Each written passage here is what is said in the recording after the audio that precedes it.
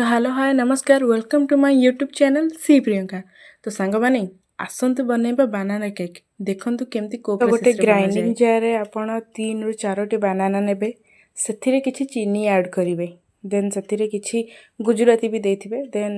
Milk देकी ताको भलसे set करके ताको भलसे ग्राइंड करि आनिबा। एठी देखंतु भलसे हमर ग्राइंडिंग हवा पे दिया जाईची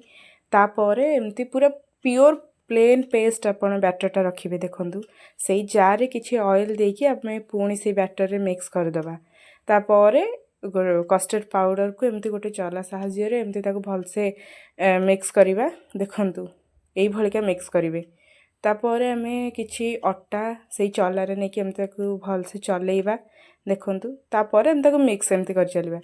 देन जदि हमर मझिरे दरकार पड़े मिल्क हो बा अट्टा हो दरकार पड़े आमे पुणी ताको सेथिरे ऐड करि परिबा किंतु प्रॉपर ताको आमे भलसे कंटिन्यूअसली मिक्स कर चलिबा पूरा भलसे देखंतु हमर एठी मिल्क आ वाटर आवश्यकता पड़िला जति पय कि आमे ऐड भी करिछि देखंतु देन आमे सेथिरे एसेंस लिक्विड नेबे आपन ता जगह रे इनो भी नै परिबे देन कोको पाउडर टिके सॉल्ट टिके नै कि पुणी ताको भलसे आमे टिके मिल्क देकी ताको भलसे ऐड करिबा मिक्स कर सला परे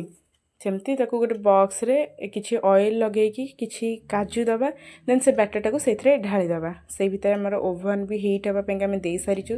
डेकोरेशन पेंका हमें टिके काजू भी दे दबा ता ऊपर देखिया पेंका जेमती सुंदर भी देखा जिवो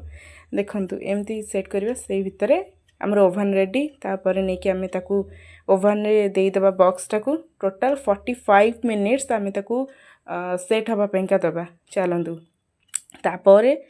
आमर ये 10 मिनिट्स पर हम ताको काढ़ी के आनी साला परे ता देहरे चॉकलेट देन बटर देकी ताको टिके भलसे मिक्स कर दबा विश्वास करबेनी टेस्ट पूरा अमेजिंग थिला देखंतु देन तापर देखंतु मैं आपन को देखै भी दोची केमती थिला काटी की भी मध्य मु देखौची केमती सॉफ्ट थिला खाया पेंका भी बढ़िया टेस्ट आसुला आपन भी निहाती भाबरे टेस्ट करंतु करी के एमतीका मो चैनल को please like subscribe and share भी करंतु कमेंट रे कहंतु जे वीडियो टी केमती लागिला। जय जगन्नाथ।